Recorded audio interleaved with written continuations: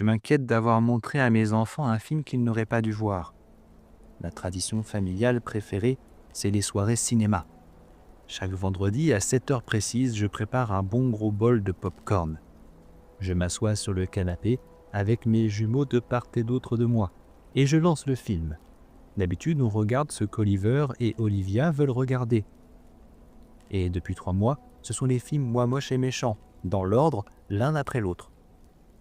J'aime bien Steve Carell, comme tout le monde, mais si je dois encore entendre « il est trop fluffy » une fois de plus, je crains que je perde vraiment patience. Alors pour la soirée cinéma cette semaine, j'ai proposé qu'on regarde un film que maman voulait voir. Mes chers jumeaux n'ont même pas discuté. Ils sont tellement polis, alors qu'ils n'ont que 8 ans. C'est là que j'ai peut-être fait une erreur. J'ai décidé de mettre un film que je me souvenais avoir vu quand j'avais leur âge. Je leur ai montré Witch, un joli petit film que je regardais en VHS à la ferme de mes grands-parents. Ça ne s'est pas très bien passé. Il y a eu quelques scènes beaucoup plus effrayantes que ce dont je me souvenais, surtout celle avec la grande sorcière.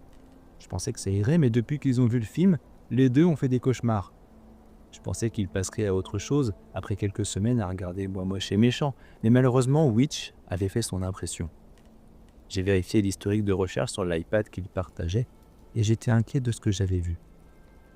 Comment savoir si quelqu'un est une sorcière? Comment éloigner les sorcières? Comment tuer une sorcière? Quand je leur ai demandé s'ils savaient que les sorcières n'étaient pas réelles, ils ont juste souri et ont dit « On sait, papa ».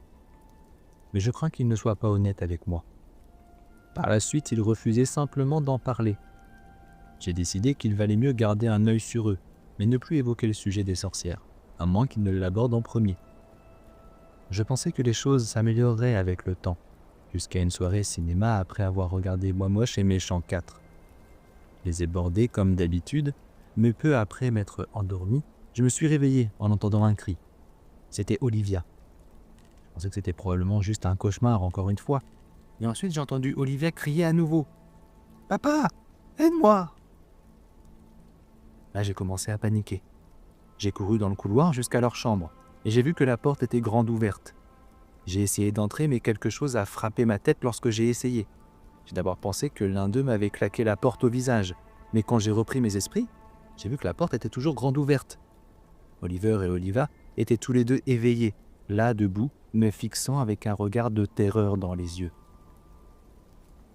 Ah, très ingénieux. Je remarquai la ligne épaisse de gros sel qu'ils avaient versé sur le seuil de leur porte. Je n'aurais jamais dû vous montrer ce film.